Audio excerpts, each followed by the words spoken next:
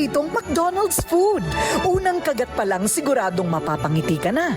Talagang feel good ang dala. Kaya ngayong Pasko, yan din ang hatid nila. Ang magbigay ngiti at pagmamahal sa mga batang Pinoy sa loob ng halos 2 taon na lockdown dulot ng pandemya. Sabik ang mga bata na may dumalaw sa kanila at maghatid ng kahit maliit na sorpresa.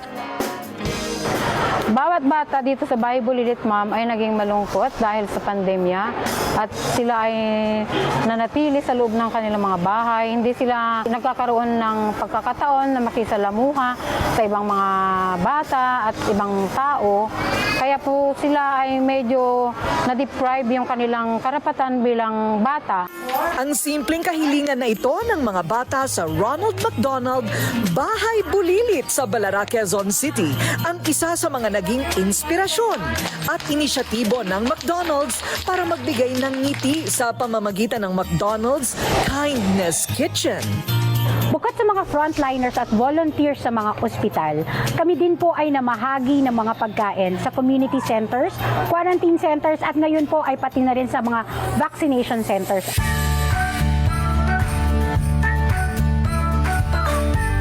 Sa preparasyon pa lang ng pagkaing donasyon, ramdam na ang pagmamahal dahil sa metikulosong paghahanda at pag-oobserba ng kalinisan. Hindi rin nila nakakalimutan ang mga safety protocols. Sa simula't simula pa lang, ang misyon ng Ronald McDonald House Charity ay upang magpaligaya ang mga bata. At sa ngayon, nandito kami upang mamahagi ng ilaw at ang ligaya ng diwa ng Pasko. This is the 50-gram jar. Ay, proud ako, lumaki na siya. So, ang face cream mas nakaka-exfoliate kasi kaya yan ng ating neck and face. K-Magic Skin Cream for Face. Sa katunayan, isa sa mga tahimik at aktibo na tumutulong sa ating mga kababayan nung kasagsagan ng COVID-19 lockdown ang Ronald McDonald House Charities. Halos bawat store branch nila sa buong bansa nakiisa sa panawagang bayanihan para magpakain ng mga pamilyang nagugutom. At ngayon, sa nalalapit na Pasko, sa pamamagitan ng Share the Light program, ang diwa at tunay na Christmas spirit ay totoong buhay at umiiral. The mission of the Ronald McDonald House Charities is to make a difference in the lives of the Filipino children.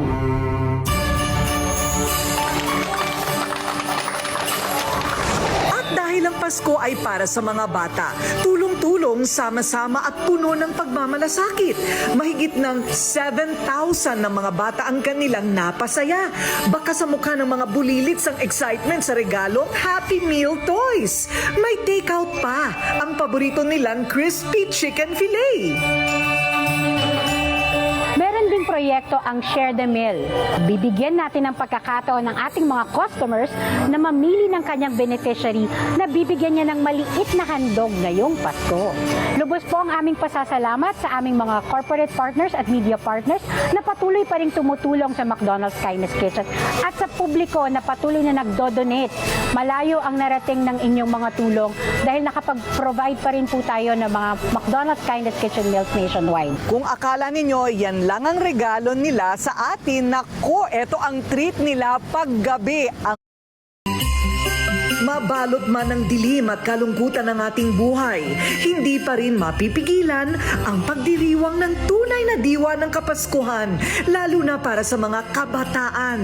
Dahil hanggat may mga taong handang gumabay at kumpanyang umaagapay, siguradong magiging araw-araw ay Pasko sa bawat Pilipino.